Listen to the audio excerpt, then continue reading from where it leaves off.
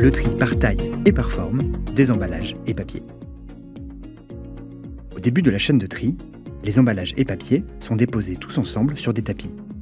Ils vont être progressivement séparés par taille, forme et matériaux sous l'action de 3 types de tri: mécanique, optique, puis manuel.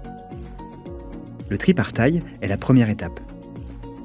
Depuis la zone de stockage du centre de tri, les emballages et les papiers sont acheminés vers un séparateur qui est ici un trommel. Cette machine de tri rotative fonctionne comme un grand ami.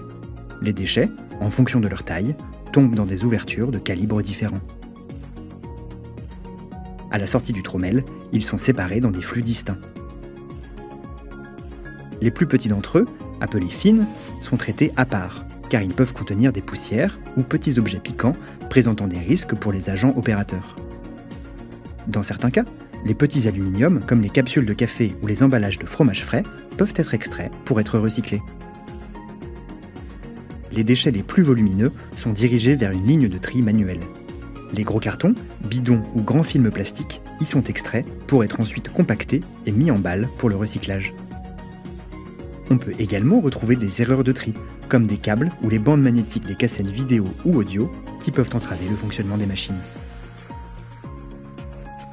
Tous les autres emballages et papiers, de taille moyenne, sont acheminés vers des cribles, principalement balistiques.